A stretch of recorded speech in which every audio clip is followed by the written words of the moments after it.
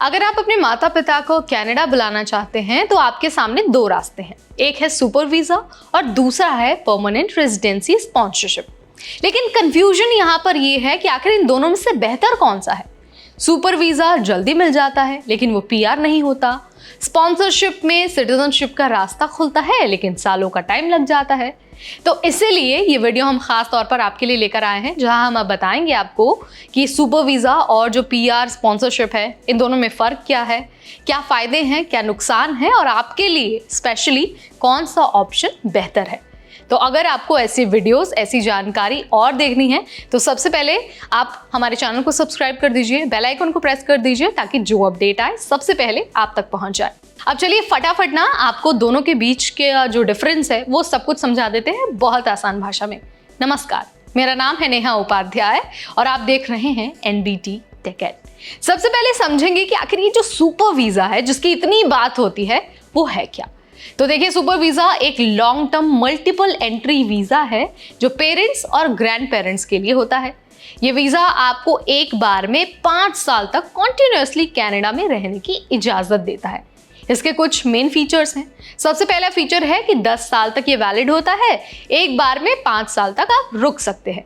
इसके अलावा medical insurance जरूरी होता है मिनिमम 1 साल के लिए। इसके अलावा जो इनकम है उसकी रिक्वायरमेंट होती है, यानी कि आप अगर ये चाहते हैं कि आपके जो पेरेंट्स हैं, मम्मी पापा हैं, वो बार बार कनाडा आराम से आ पाए तो आप सुपर वीजा ले सकते हैं।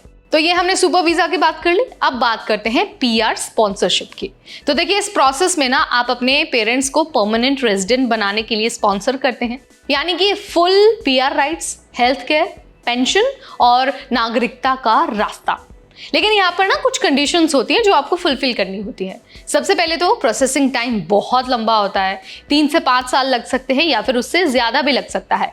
इसके अलावा स्पॉन्सर को फाइनेंशियल अंडरटेकिंग देना पड़ता है, यानी कि 20 साल तक की रिस्पॉन्सिबिलिटी अपने पेरेंट्स की लेनी होती है। इसके अलावा जो पीआर का इनकम रिक्वायरमेंट है वो सुपर वीज़ा से ज़्यादा होता है। लेकिन एक बार अगर पीआर मिल जाता है तो पेरेंट्स पूरे सिटीजन राइट्स की तरफ आगे बढ़ सकते हैं, यानी कि पीआर के बाद वो नागरिकता के लिए अप्लाई भी कर सकते हैं।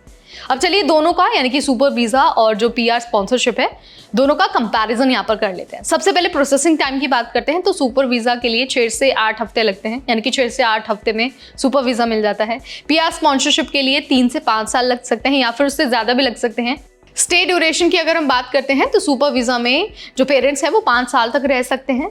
वहीं अगर हम पीआर स्पॉन्सरशिप की बात करते हैं तो वो परमानेंटली कनाडा में रह सकते हैं। सुपर वीज़ा में मेडिकल इंश्योरेंस मैंडेटरी होता है, लेकिन पीआर में फ्री हेल्थ केयर मिलता है। इसके अलावा जो सुपर वीज़ा की कॉस्ट है वो कम होती है और जो पीआर स्पॉन्सरशिप है उसकी कॉस्ट ज़्यादा होती है।